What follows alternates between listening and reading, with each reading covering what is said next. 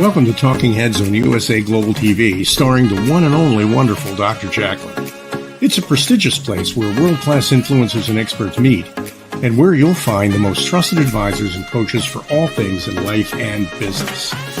Visit usaglobaltv.com to sign up for our newsletter, get the value you need, and be first in line to learn about events and giveaways and other valuable content. Connect with us. Email Dr. JACALYN at usaglobaltv.com to talk about how you can become part of USA Global TV. That's USA Global TV, where the doctor is always in. Hello, everyone, and welcome to USA Global TV and Radio. I'm Dr. JACALYN KERBECK, and our show today is presenting pet psychic AMINAH. And I just was laughing about this on the last show because I think it's so funny presenting. I'm just going to bring her on and present her to us. Hello, I present you. Yay for me. Happy Friday. You too. Gosh, is it a good weather day for you guys? I haven't been out. Actually, I did go for a walk on a break, and it was absolutely beautiful. It was There 80 you some go. degrees. Well, I know you own windows somewhere. Yes, in your not life. in the studio. But So I know that might be the only way I can refer it is, how's the window look? yes, exactly. Well, you know, Amina, we actually have a new audience joining us from several radio channels across the world, and I'd love to have you introduce yourself and share with our audience what it is that you do, because you do so many things well. Well, I hope so. So I was raised around animals, luckily, because my mother saw that I was very, very attuned to them, and everywhere I was mugging somebody's animal. And we lived in the high desert in California, Southern California. So horny toads, if you've never seen one, they're quite fun. And they have little spikes on their head, but otherwise they're kind of fun to catch as long as you put them back. I don't catch bugs well. And being around snakes and that type of thing, I was very, very fortunate to have a parent that saw what my siblings and our desires were and proclivity to love, and she made sure it happened, and we had that. So growing up in 4-H and all that, then doing college and studying animals and working in a wildlife sanctuary for 10 years was just amazing, working around lions and chimpanzees and most of these animals. I mean, we had everything. We really had everything. We don't have elephants and giraffes. That takes a little bit more real estate. But these animals came from, the chimpanzees specifically, they came from medical research. So really, really tough life that they came from. And then the rest were a lot of Hollywood retirees. It means if you don't act, literally, they can't afford to keep you and can't afford to have you. We were near Big Bear, California, and some of the bears that were habituated to people and looking for food, instead of having them killed, they came to the sanctuary. So we as a staff and volunteers did a lot of enrichment. So we hid things in their cages so they keep them cognitively aware, did a lot of that kind of stuff. And private tours once in a while, especially from the Hollywood community and that type of thing. But it was a place for these animals to have out the rest of their life, we hope, in a really great positive way. So my background is, yes, as a vet assistant. I did get trained and worked in a vet clinic. And my God-given gifts of being able to hear animals and what they have to say. And I've backed all that up with training. And I can tell you, wait a minute, did you see his ear twitch? Did you see its tail twitch? Did you see, speaking body language? Animals really scream through their body language. That's how they get through from day to day. And we talk about all of that fun stuff and my love of spiders and Dr. JACALYN's great little girl person hanging out in her bathroom or not. And you need them. I personally would rather keep the spider than the mosquito, because I really don't like those. Even been up in Alaska, and wow, they really are big. So that's kind of me in a nutshell. I'm about coexisting. I want to help everybody figure out a best way for them, but also for nature. Because if we don't have the plants and the trees and the bugs, even the mosquitoes and the tarantulas and all that, we won't have a balanced ecosystem. And we're going to continue to be where we are right now. And that's in a whole lot of trouble with the snow melt, Polar bears truly need that snow and all of that ice. Their bodies and their habitats are all built around that. As we encroach more on these big game animals, specifically, we seem to feel that we have the right to be there over them. And again, coexisting. There is a way, but if you don't understand your neighbor and they paint their fence, I don't know, purple, and you decide you don't like purple, maybe a good conversation with them if you're the one who has to look at it. But can you ultimately do something? Not if it's on their property, but you might find out you love purple when you find out that they did it for a really special reason, to honor somebody they've lost, or they're colorblind and that's the only color they can see. You don't know until you talk to somebody and get to know other cultures and other people. And I'm very fortunate to have traveled extensively throughout the world and really enjoy those cultures, much less how we perceive animals and nature and coexisting. So thanks for joining us. Yes, thank you so much. And thanks for sharing that information. And I was putting the show promo together, and I just thought about how we're always laughing kind of about mosquitoes because they seem to be annoying and they don't seem to have any purpose, but it turns out they actually do have a purpose. They are an integral part of the ecosystem. And from what I read briefly, and actually I wanted to read something, hold on while I find it, because I'm so proud of you. I feel like a little mama here. I raised a new little convert. You That's have. the whole show for me, is to convert people to loving something, especially like spiders and tarantulas and things that they think are terrifyingly scary. Honest, I've been bitten by snakes. You get over it. Nothing was poisonous, but it still hurts. Yes. Well, I've shared before, for people joining us for the first time, I really had a lot of fears around all kinds of animals and creatures. And from working with you, I think this is our 63rd show, I learned to appreciate, and I research now. I see something, I take a picture, I look it up. So this is what I've read, and this is just from Googling. So I'm putting quotes around it. While mosquitoes can seem pointless and purely irritating to humans, mosquitoes do play a substantial role in the ecosystem. Mosquitoes form an important source of biomass in the food chain, serving as food for fish as larvae and for birds, bats and frogs as adult flies, and some species as important pollinators. What do you think of that? Well, and if you look in the chat, not the one we've publicized yet, I'm going to let you deal with that. I found a video about it because we're right on the same track. Look at that. They're that scary girls are thinking alike here.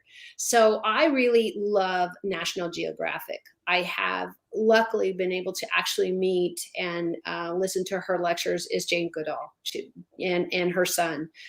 Because I worked in a wildlife sanctuary, we were invited personally to a couple of her events.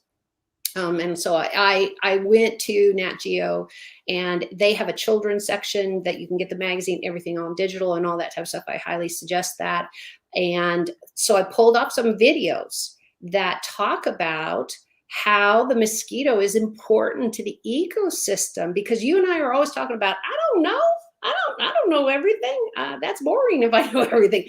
But it's so important to the chain of food, because truly that they're the start of that chain of food for those animals like birds and the things you listed. It's amazing. They've got a kids magazine, and they have it digitally and everything. So if you've ever been to Alaska, they have a reputation or ginormous mosquitoes.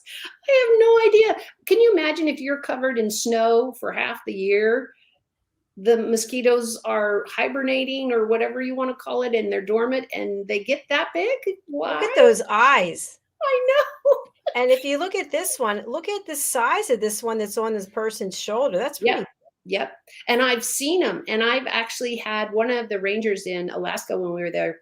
He actually let the mosquito fill up under that little teeny body. It fills up a sack of blood. And I'm thinking, oh, that mosquito bite's going to be big on his arm. But he showed it to everybody about how that works. And it's just like, okay, that might be a little graphic for everybody. And we don't understand. And we all think, oh, well, what's this is about? Well, it's on that list. Ask God when I get to sit down beside him, hopefully someday, and ask him all these great questions. Why were you doing this?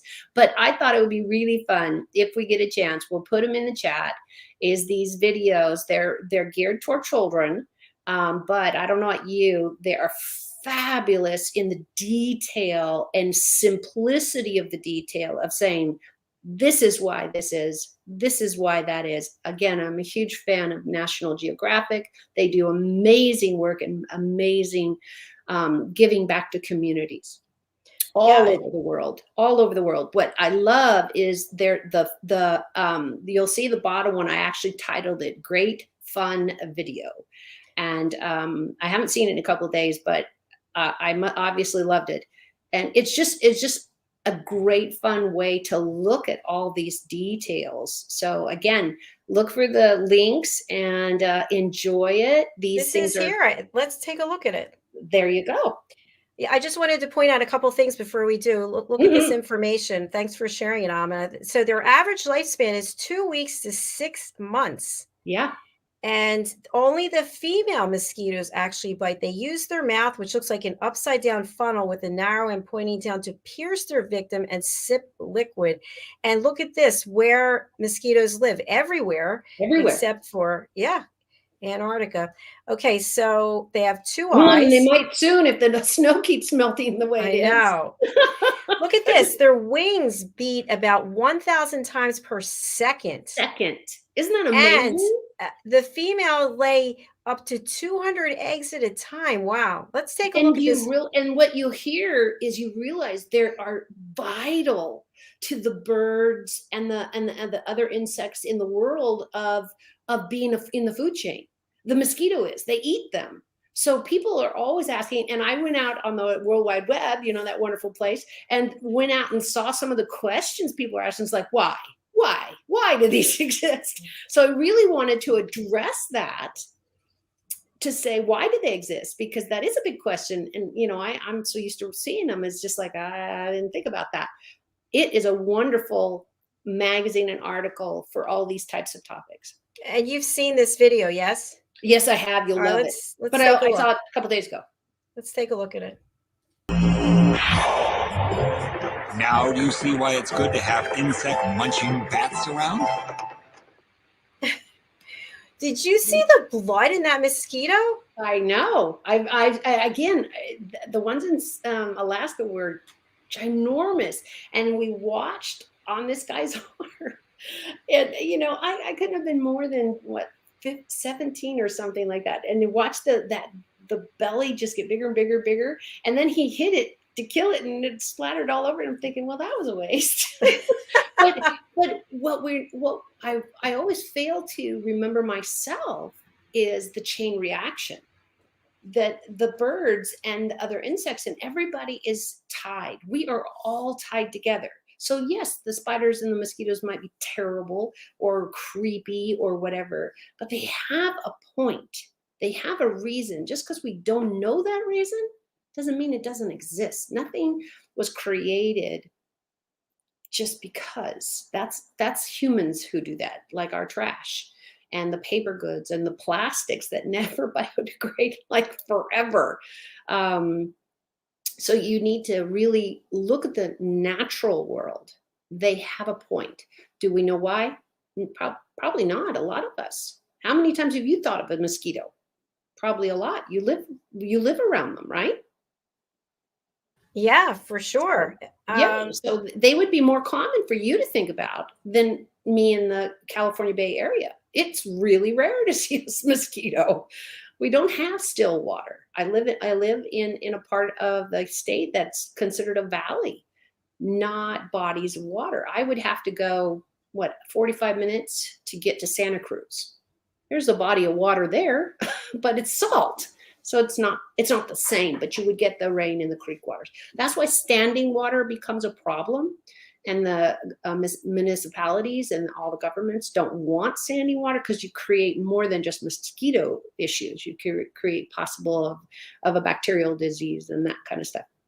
But if you'll see, mosquitoes aren't carrying I remember, and I don't know if you saw these articles, and this is a really old memory, when AIDS was first really coming out and you're really hearing about it, it was a huge uproar in some of the places where mosquitoes existed and were a really big thing. We're all like, oh my gosh, they're gonna bite somebody here and then carried it over here? And the science found out, no, that's, you know, I believe, now this is really old information, we'll have to have somebody look it up besides ourselves, is that they're not carriers. They're not carrying blood that they get AIDS, but we'll have to look into it. I mean, everybody's worried about what can they catch. I mean, from a Mosquitoes, mosquito yeah, specifically. from a Yeah, mosquito. from a mosquito. Because let's see, we've got West Nile is a condition they get from mosquitoes, correct? I think I'm going to look it up while you're chatting. Yeah, I think so. And then there's malaria. And I believe that's also, and these are some of the ones that just pop into my head quickly that we hear about still that are possible to get from a mosquito, that because they're ingesting blood. That's their entire dish. But remember, now everybody can say it's the girl's fault. This time you can. So I mean, I want people to know that there's so much out there in the natural world than just dogs, cats, bunnies, you know, our pets. We talk about a lot, but I really want, if you guys want me to come talk about a condition that is a little off the beaten track, but in the natural world, drop me a message. I'd be glad to have us all talk about it. So let's see what it says. And there's some more. We ran out of space, as you can see. Let me get the RV. The other ones. Yeah. So mosquito-borne diseases, animal contact. Yep. Also West Nile and Zika virus. Forgot about that. Mm-hmm. I haven't heard a Zika in a long time, but West Nile, yes. Malaria, yes. Encephalitis, yes. I didn't even know it had an acronym. Is that an acronym? And by the way, there's several mosquito species found in Florida that are capable of transmitting diseases to humans, horses, and other animals. Yep. Symptoms of these illnesses can be very severe. Yes, from anything from the fever to just, I mean, from what I understand, it depends on your health also, and why so many in Florida and the Everglades and all that are spraying. The problem was in the 60s and 70s. I think they just did it in the 70s because I was cognizant of it as in the 70s. Where, do you remember Disney World and all that kind of stuff? They were spraying because we stayed in a campground when I was a teenager, and they sprayed every day. But they later found out it made all the humans sick, you know, just from the exposure to the chemicals. But it was really strange because we would stay in the trailer, of course, while they sprayed. But some people were intense, so you can't imagine what damage we've done to the planet because, you know, these chemicals are man-made 90% of the time, or they're a derivative of something, you know, that is in the world, but you know, there's lye in the world, and that has a place, but maybe not. You should spray it in the air and that type of stuff. Well, when you think about it, let's just imagine that campground and the spraying. So it sprays onto the mosquitoes, which may or may not die. The ones that don't die, let's say they're able to give birth, that she has 200 eggs that now have that. Yep. And spray in them, I guess. And then something comes to eat it, and now it goes into the fish or goes into whatever it is, and so on and so on and so on. And your point is perfect in this conversation, because that's the point. When you put out rat poisoning, for example, when you put out any kind of toxic killing spray raid, even if you're breathing it yourself, it's all really, really harsh. I am a huge fan of Comet because I love clean, But goodness sakes, I found out how bad it was, to use in a dry form. And you can use it in a paste form, and it's far better for your nasal cavity and breathing. And I would never use it around the kids when they were small.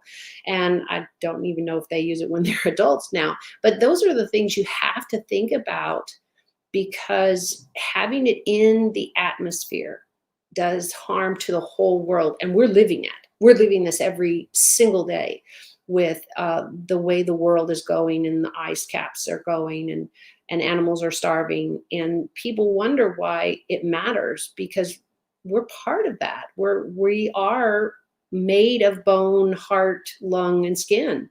It doesn't matter if you call us a polar bear or a lion or a snake. We all are made up of fragile possibilities of just deteriorating in years, which sounds painful.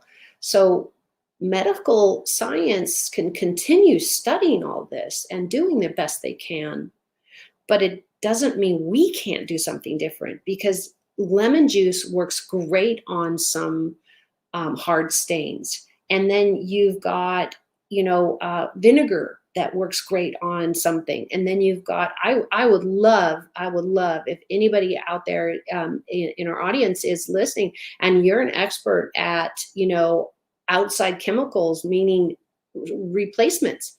What do you clean with?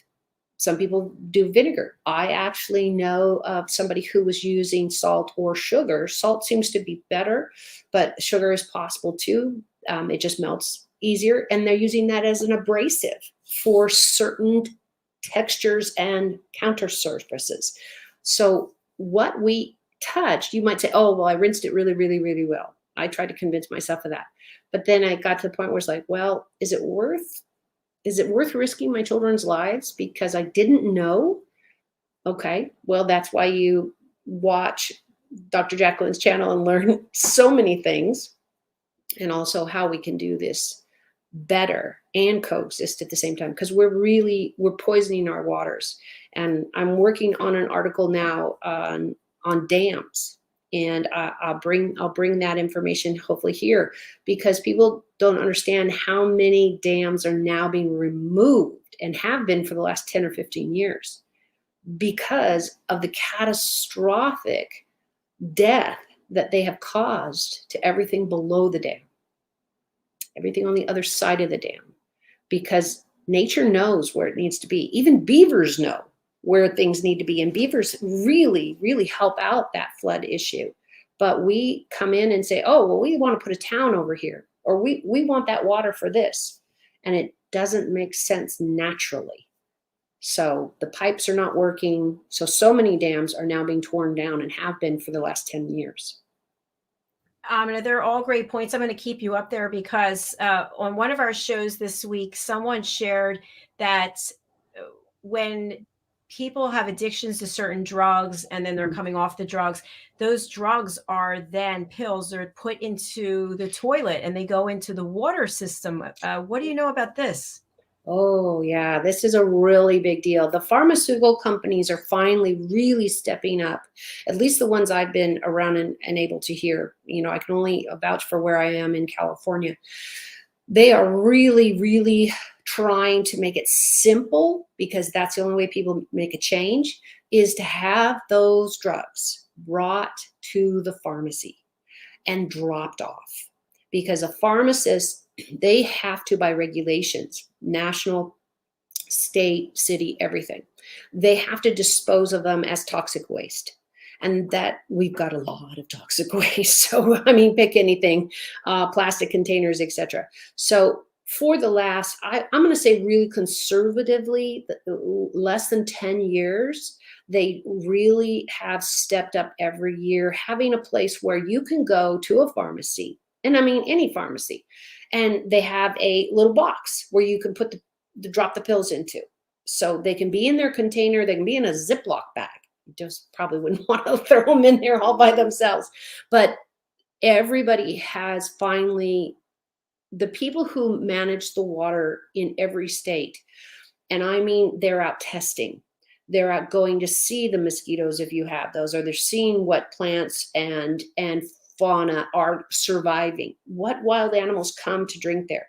If you don't have any wild animals come to drink there and it's full of moss or mold or whatever, and it's not the frogs, then you already know without testing it that there's a huge problem. If nature has forbidden it from themselves and they refuse to go near it, then it's a huge problem. Part of that is part of the dam issue also is water is meant to flow. It gets filtered. That is a natural possibility that it's God-given, that it gets filtered through the trees, the roots, the dirt, the soil, pops up somewhere else and moves on, and animals get to partake of that. But you don't see what animals don't do is they don't defecate in the water. They don't, fish that kind of live there, but that's part of how they eat and survive there. They drink, they move on. They don't drop trees in there. Once in a while, a tree will fall in there, but it's one tree, not 700. So, you can make a bridge and crawl over it, but the trees biodegrade and become part of that natural process. What humanity does is does 10 trees at one time, or a tree that they sprayed with chemicals, or even worse, they created a tree that doesn't exist in that forest. Maybe it's from the rainforest. Maybe it's never been created. I mean, there's some plants out there you're like, what?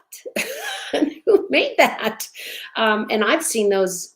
If you look at an orchid, I'm going to just take that as an example. We don't have them growing here. It's not, I believe they're tropical. And so they can be brought in and that type of stuff, especially in a state like California, we have pretty mild weather. But they are stunning in the wild, living off the side of a tree on some moss. And we are lucky enough to be able to bring those into our homes safely if you keep them in a pot. Not if you want to put them in the garden, that's different. Get things local. Get things local. I can't stress that enough. And even better, go to a nursery that is doing native plants and no chemicals, meaning they weren't put chemicals on in the soil. They weren't forced to grow faster. They weren't given, anything, like a bodybuilder would, no hormone injection. And believe it or not, it happens every day to the flowers we have. I have family member that's constantly say, oh, should I send you flowers? No, you send me cut flowers and I'm going to be really unhappy because they're beautiful and I love them, but I'd rather see them alive. I'd rather see them alive than cut. Wow, that's another great point. I don't have freshly cut flowers that I purchase anymore. I used to a couple of years, actually before the pandemic. I loved having them around, but I never thought of it from that perspective. So that's a no. That's on the no list now. Well, because they use so many chemicals to create what we have in our homes as cut flowers. So some are bigger, smaller, smellier, less smelly, because a lot of people don't want that. And it's a wonderful industry, don't get me wrong, but guess what they're going to is potted plants. You can go to a nursery and get potted plants. And I'm like, great, let's all make the air breathe better, as opposed to supporting a chemical, because 99% of the flowers we get from a florist, from what the last research I did, now I own this, it's been a couple of years since I looked that up. So what they're doing today could be completely different. And I really encourage somebody, please come tell us that it's changed and we're really heading more towards organic. And I know that's where we're headed because I can see that. But traditionally, when you and I were kids and teenagers and then high school, and we wore the boutonniere and, the wrist thing or whatever to the prom, those were all chemically, genetically made in a hothouse, which took a lot of energy. Now they're really trying to do things more naturally. Put the moisture in if that's what you're growing, and then have sides that come open during that season. So those are the places I want to encourage you to shop at. If they are taking care of their plants with natural fertilizers, don't you think the plant would like that better and all that type of stuff than doing something that's artificial? We are a world now of chemicals. If you have a rash, you're going to take a lot of research to figure out how you got it. It could be your clothes. could be the Anything. lotion, could be the soap, could be your shampoo. Pick something. You could have brushed up against a wall that somebody had a coloner on. It's a huge petri dish we live in.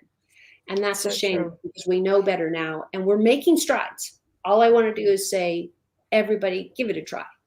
You will feel better when you eat organic. You will do better when your pets are eating healthier, their joints, their body. If you've seen, let me give you an example, like a wiener dog, you know, and the long dogs that have the really long spines, but their legs are like 2 inches off the ground. What is it? Corgi. That's what I'm thinking. They're beautiful dogs, absolutely beautiful, but they have a boatload, a ton of spinal issues, tons. So when you adopt, please know what you're getting. One of our cats has extremely long fur and she's little, but she's got a lot of fur. We have to make sure she's brushed. We have to make sure she doesn't get mats. And that's just the way she was bred. And sure, there's long hairs in the wild, and sure there is that, but you need to know. You need to know what you're adopting so you understand the work and the devotion you're going to have. If you're going to get a Great Dane or a Saint Bernard, I hope you're planning to be drooled on by the Saint Bernard. My neighbor had one, and I used to come home just slathered. I mean, I would go to her house for a year. Everything. We were just slathered, but we had a wonderful time because they're just an amazing giant dog. But you need to know what you are dealing with. So that's why we would encourage that. Oh, thanks for sharing that. You had mentioned about the small dogs that have the spinal issues. Why is that? Well, if you look at a wiener dog, for example, they are very long, and the spine originally is not meant to hold where you've got 2 legs. So think of a table. So like the desk I'm at, it has 4 legs. So those 4 legs and the middle, now it doesn't divide or get bigger or anything like that. It's solid wood. But why does it not collapse in the middle when it is 4 feet long? Any guess? I don't know. Okay, we'll take a quiz on that song. I know that game show. Well, they put great, really sturdy legs. The table is oak, so it's very heavy if I was just to have the top. And those are screwed in, but it has what they call a skirt. So they have a piece of wood where your legs still fit in a chair underneath it, but it's a skirt all the way around in 4 pieces. Because they're not going to put another leg in the middle. That'd be weird. But there are tables that have 4 or 5 legs because it creates support. So if you ever see a dog with 6 legs, great. They probably do really well. If you look at a lizard, any of them, Komodo dragon, any of them, they have really long bodies. But how close are they to the ground? Yeah, that's a good point. It's about engineering. I am a plethora of trivia. Yeah, well, that's fascinating, though. It is very interesting. Well, and that's why I read so much. And that's why I've spent my life just absorbing everybody and everything, because it is fascinating. I mean, I learned to sew, and then, I went, I don't want to do that too much. But guess what? I know how to sew on the buttons. I know how to fix all the seams if they come undone. And with furniture, I've actually built furniture. So I put that together. You should see some really weird stuff I put out in the beginning. My mom used one table I did in like middle school, high school, whatever it was. And I'm thinking, why do you still have that? She said, because it's a great end table. I went, okay. But it's about balance. When you make an animal longer, bigger, wider, taller than what they were intended to be, that's when us as humans also, if you're going to take growth hormones or going to stretch their legs out, this was done in like the 40s and 50s, people stretching people out. Anyways, and it's like, wait a minute. First of all, you're damaging the spine where all the nerves are coming out to take care of all the limbs. So don't do that with horses and dogs and birds and bees. And people do it. They hybridize bees. They make bigger ones. They make smaller ones. They make ones without stingers. Well, how do they protect themselves in the wild then? How do they protect themselves from carnivores? We are one of them. They die when they sting. Honeybees will die. So they probably don't want to do that first. Yeah. Need You know, people to hear that. They don't want to sting you. So calm down. And just what you've done. You've done this a couple times. You've told me, you just say, put on good energy and say, Bob, spider, stay there. Honeybee, we're going to go there. And, the wasps, yeah, they're kind of like little angry men.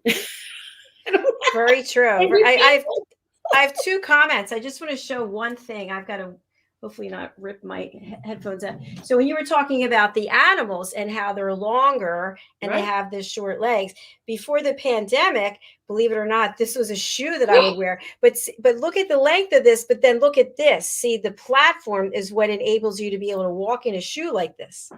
That is not true, because that's not walking. That is No, not stumbling through the world. That is stilts. Those are glorified stilts. Come on, that's not walking. The funny thing is, during the pandemic, I've only been wearing, I've got on a really cool pair of sneakers, by the way. They're all sequins, but I'm only wearing sneakers pretty much. And for my birthday, which was the second time I went out, through the pandemic, my family took me out. They came in and then they took me out to dinner, and I had these shoes on. And my sister said, "Really? You really think you're going to be able to walk in these?" And I said, "Yeah, I used to walk in them." She said, "Used to." All right. So fortunately, I decided not to wear them because that would take a lot of work. I'd have to mentally be seeing where I'm going. And the place we went to, the floor was all stone and brick. So I would have You'd have been dead. No, you had been one of those girls carrying their shoes and walking in their socks or in their nothings. Because nowadays, so many people have great tans. They don't need nylons. Remember the nylon days? Oh, yes. Nonsense. And the runs, and you're kind of pulling everything down. But yeah, you're walking on stilts, absolutely stilts. But do you see the platform though? If this is an animal, it's this not is the enough. Platform. Okay. You keep lying to yourself. We'll keep going. No, you just got more stilts. You just gotta let it. Yes. Well, unless they make it like a tennis shoe under your toes, I don't believe you. Okay. Well, I'm not going to be wearing them anyway. I'll probably give them away. But so a question I wanted to ask you, there's a number of birds around here, and I see this same type of bird. I meant to look it up. It's an upright bird, and it has long legs, but not as long as a stork. But it has a long nose, a very long nose, and it goes into the ground like. It sounds like either a and it's a beak, by the way. Yeah, beaks. Thank you. Noses. It's what you're describing is not a hummingbird, because they just do nectar, and they would do the quick wing, and they have that bill, but it's much smaller. And hummingbirds, the males are very, very colorful. The females are brown. That's pretty much true almost through all birds, because they usually sit on the nest. So the females are pretty plain in color. But it also sounds like not a hummingbird. What was the other one I was thinking of? It just ran right out of my head. It's not a hummingbird, it's the steppe up. Okay, somebody's going to come in and tell us what it is, but I thought of it when you described it, and they have that wing. Yeah. Okay. Well, I'll have to look it up and send it to you. All right. While you're thinking of that, I know we're running out of time, but I have a bird story for you that I can't believe I forgot to tell you this. So the place where I go and work out, I always go to the same place, and I don't park right where the place is, because in case someone else needs access, I park far away, not far, but I put my watch on, and it's a 2-minute walk. It's some more steps in, and I park in the same 1 or 2 spaces each time I go. So I've been going since November, and last week I was walking to the place, and all of a sudden I hear, wow, wow, wow. And this bird literally just goes grazing over my head. And I look up, and it's going, wow, wow. So there were people in cars, and they saw it. So anyway, I keep walking, and it zoomed in across me up on top of the building. You didn't know what he wants? No, wait. So I literally am now in a running. I'm underneath the buildings, whatever, and I'm running. I get it. Okay. So I forgot about it. The next day, I go back and I park on the other side, like this parking space, the other side of and don't you know, it comes again. So now I literally run over to the building because there's, all these Right. stores, and I'm underneath the ledge, and it comes underneath the ledge, and it's going, wah, wah. I'm like this, backed up against the building, walking like this. So I get into the place, I'm sweating. I tell the instructor that this bird is whatever. Fast forward this week, I now am watching everywhere that I go when I'm parking. So I walk underneath the thing on the other side next to these other stores, and it finds me again. It's black. And I told my sister about it. And my sister said, it has a message for you. And I said, well, first I thought I was near the nest, but there's no way I was near a nest because I looked where I was parking. And she said, it has a message for you. So yesterday when I went, walked right out. I'm like, here I am. Here I am. Ready for the message instead of being afraid, but I didn't see it. So what are your thoughts on that? Well, I would have gone with a nest because the behavior is that there is a female in the area, and the big wingspan you're telling me about is a male. They are typically bigger, stronger, more aggressive, and that type of stuff. Now, the females will do the same thing to you, but the females tend to be even more dull in color, depending on what you're talking about. Let me use a peacock, for example. Everybody pretty much knows what a male looks like, all those feathers and that kind of stuff. And they all drop off after breeding. But the females are very, very, very plain.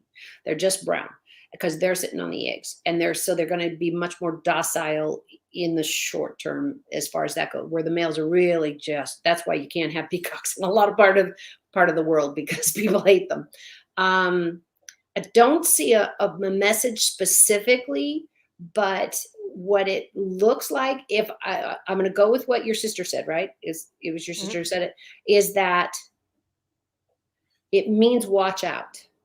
Something's coming, something you're doing, something you're working on is in the process of a lot of hard work. And it is this is great. It is, sorry, I have, if nobody knows, I have a spirit guide. And so I'm checking in with him, and stuff like that. And he's like, yeah, you're on the right track. Okay. So it is a task that is looking monumental and will move your life forward in the long run in such magical ways. Yes. I like it. Yes. Word. I'm asking about the magical word. Is that right? Like, yes, because I'm just a mouthpiece. I don't have any stake in this. Nobody's paying me to do this or say, but yeah, it is because the encounter was so strong. I'd like to say violent. Yes, because it was for you. It really was for you. 3 times. And yeah. So it was like, okay, she's kind of dull. We didn't get her the first time. We'll go.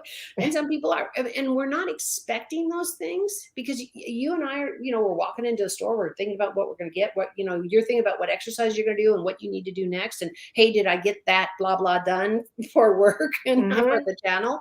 So your mind is on other things. So what they are saying is that you needed a giant wake-up call, in that you have so many really big things coming, and more great choices. You get to choose this path. Everybody does. Some people feel like they're forced into it, but no, you've made sure that you get to choose. And this is going to be a success because you chose and you put your heart. I mean, look at the channel that you've got here. You've put your heart and soul into it, and you put your money behind it. And so that shows your commitment to putting out great work and that kind of stuff. So you've got some I'm really excited to be around and see what you'll have to tell us. I got in the Guinness World of Records, and like, okay, I didn't see that one coming.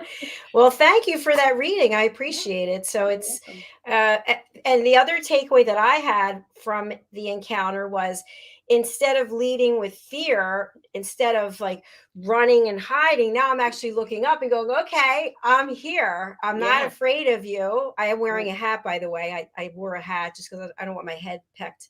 Yeah. Oh, No, I no, forgot to no. wait. I forgot to tell you this. This was the other thing. After the 3 days, okay, Uh-huh. I went outside into the driveway to get in my car to go to the place again. And my aunt and Uh-huh. uncle are next door. They have their cars on the driveway, nothing on their cars.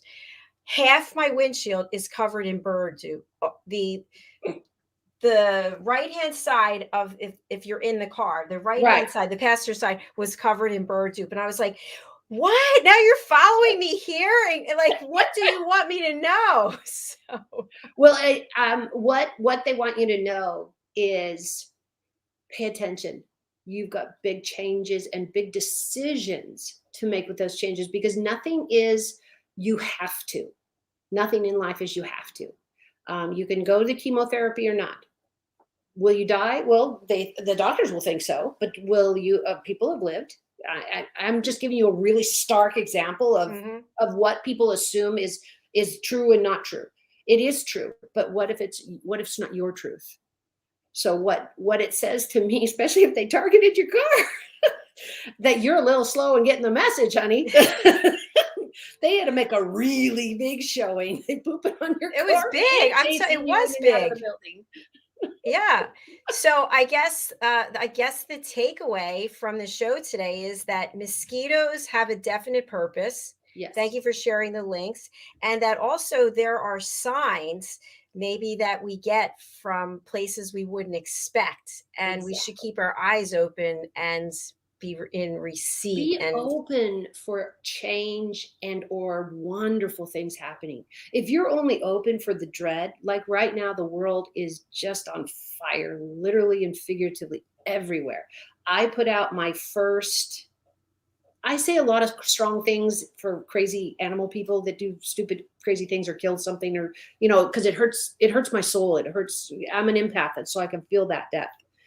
So this happened with Croatia and with the war that's going on. They have a zoo, and I had been following them on that. All the keepers and the vet staff stayed behind to try and keep them fed, because they can't get food. They can't get food for animals. Um, all those people and those animals were shot and killed. It is really hard to take. It is really hard to take the loss of life everywhere.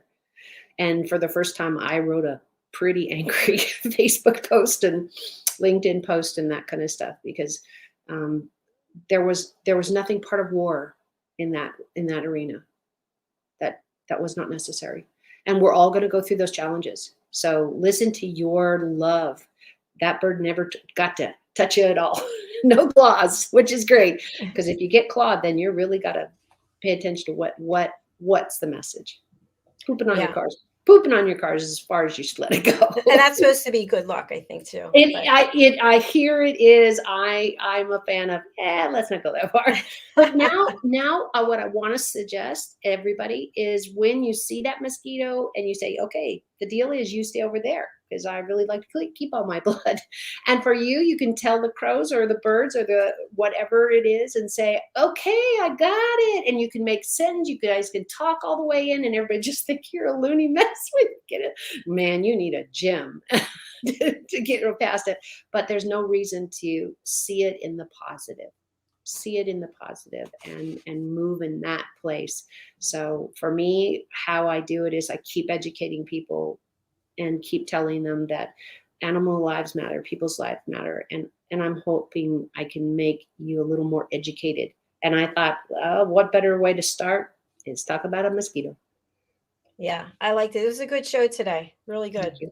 Thank you. Thank you. And I love it every single week. And I hope everybody's gotten the chance to see so many of your other amazing guests. I'm like the butterfly. I get into one, I cook dinner. I get into another.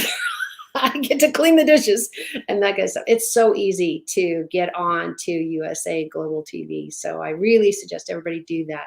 There's so many amazing shows that you have.